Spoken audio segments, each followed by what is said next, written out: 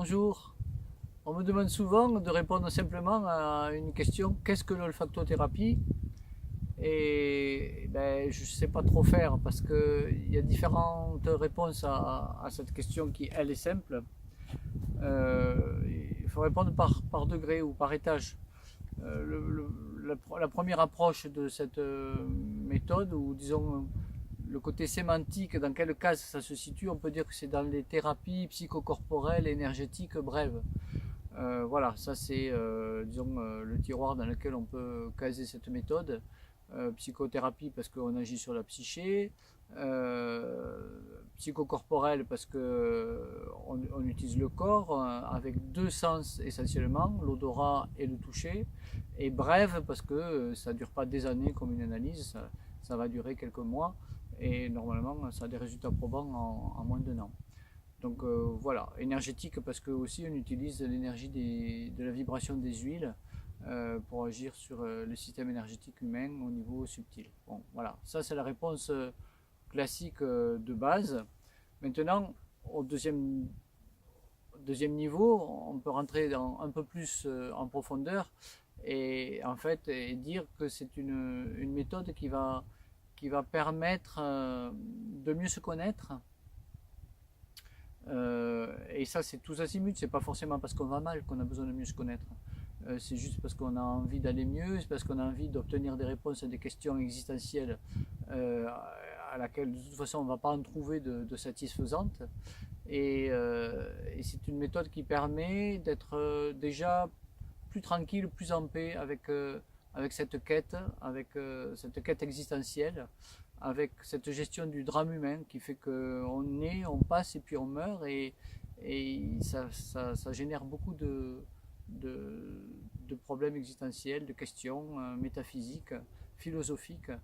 Et l'olfacto amène pas mal de mieux-être dans la gestion de cela. Ça, c'est une deuxième approche, une deuxième réponse. Et la troisième réponse, c'est celle que je me hasarde à avancer de plus en plus souvent maintenant parce que personnellement, je suis plus en paix avec depuis plus de 20 ans que ça se fait. Bien, disons que c'est une approche qui permet d'être plus en paix avec soi-même et avec le monde. Voilà. On- je crois qu'on a tous un potentiel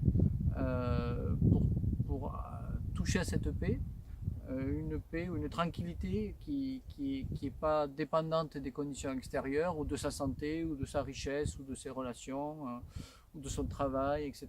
On a tous un potentiel là-dedans à acquérir ça et au fur et à mesure que le cursus s'est étoffé, que l'expérience a amené des protocoles supplémentaires et que j'ai cheminé, eh bien maintenant j'ose dire ça parce que je trouvais que c'était pompeux avant, que c'était grosso modo une démarche spirituelle, mais j'aime pas trop ce mot parce qu'il est galvaudé, il est mis à toutes les sauces.